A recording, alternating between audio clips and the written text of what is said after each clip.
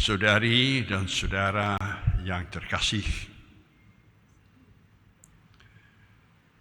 ada sekelompok calon permandian katechumen.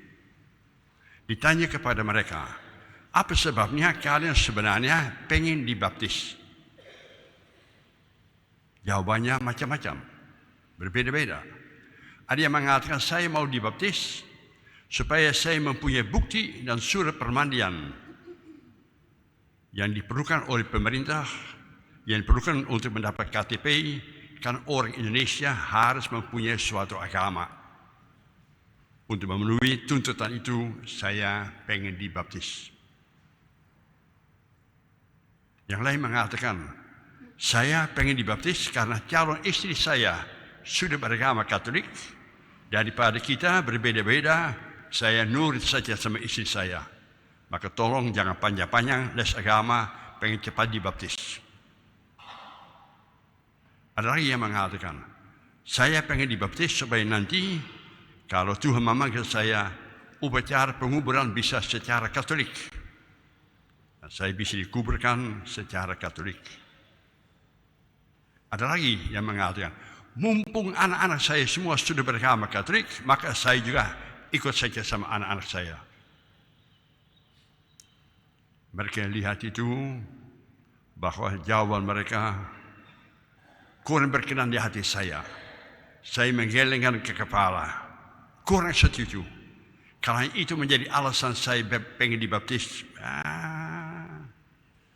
kurang. Jadi akhirnya mereka bertanya, mestinya apa? Apa sebabnya aku pengen dibaptis? Kemudian saya mengatakan kepada mereka, mari kita bertanya kepada Yesus, mengapa kiranya Yesus mau dibaptis? Kan katanya Yesus itu tidak mempunyai dosa asal, tidak ada. Orang suci, mengapa dia pengen dibaptis? Kita tahu bahwa Yesus mendapat pendidikan yang luar biasa di rumahnya di Nazaret. Nah, dia lihat sekitarnya ada banyak orang yang susah. Orang miskin, orang yang sakit, orang yang lumpuh, macam-macam orang yang menderita. Orang berdosa, banyak sengsara. Dan seringkali Yesus sebagai seorang pemuda, dia tergerak hatinya. Seandainya saya bisa membantu mereka, waduh, bagus. Daripada banyak orang menderita, daripada alam juga susah, saya mau membantu. Terpupuk dalam dirinya, mau menjadi penolong bagi sengsara di sekitarnya. Tapi dia mencari otoritas. Siapa yang menugaskan saya? Siapa yang minta kepada saya supaya saya berbuat demikian? Atas nama siapa saya bertindak? Nah, ketika dia sudah mulai dewasa, sekitar 30 tahun, belum menikah, dia keluar. Cari tujuan hidupnya. Cari kiranya apa sebenarnya menjadi kehendak Allah atas diri saya, arah hidup saya mau kemana.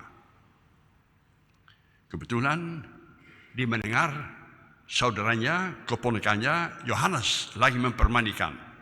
Laris, banyak orang datang kepadanya, mengaku dosa, pengen dibaptis. Yesus juga ikut antri, ikut bergabung. Sampai di depan Yohanes itu, ditolak. Terbalik, kau orang suci, ngapain dibaptis? Mendingan saya orang yang tidak sempurna, dibaptis oleh engkau. Tapi Yesus menjawab, biarlah kehendak Allah yang terjadi. Ditanya kepadanya, jadi mengapa Yesus mau dibaptis? Jawabannya gini, saya mau dibaptis karena saya mau menjadi solider dengan manusia yang menderita, dengan alam yang meronta. Kalau saya mau menyembuhkan, kalau saya mau membantu, kalau saya mau menolong orang-orang lain, saya harus merasakan sengsara mereka. Saya mau mendampingi orang yang susah. Nah, kalau saya menjadi sesama dengan orang-orang yang susah, lebih gampang membantu daripada saya dari atas. Jadilah sembuh, jadi gini-gini. Saya mau merasakan solider dengan sengsara manusia. Orang yang berdosa, orang yang lumpuh, orang yang susah. Maka alasan Yesus dibaptis adalah saya mau menjadi sesama bagi mereka yang menderita. Dan Yesus berbuat apa? Sesudah mendapat restu dari Allah Bapa, sesudah surga terbuka, dan Yesus angkat, tolong jadilah hiduplah sedemikian rupa sehingga saya berkenan kepadamu. Jadilah anak kesayanganmu. Itu tugasmu. Maka pada hari permandian, Yesus sebenarnya dilantik. Ditugaskan secara resmi untuk menjadi atas nama Allah penolong solider dengan orang-orang yang susah. Itu tugasmu. Jadi bukan supaya urusan masuk surga, bukan urusan supaya dosa asal dihapus, bukan urusan supaya istri happy, bukan. Supaya kita menjadi meringankan penderitaan yang ada di sekitar kita atas nama Tuhan. Sekarang kita bertanya, mengapa saya dibaptis? Jawabannya sama, supaya berbuat seperti Yesus. Tapi ketika kita dibaptis, sebenarnya kita mendapat 3 tugas. 3 ucapan disampaikan kepada kita. Yang pertama-tama, kalau kita dibaptis, kita menjadi anak Allah. Tadinya kita anak duniawi.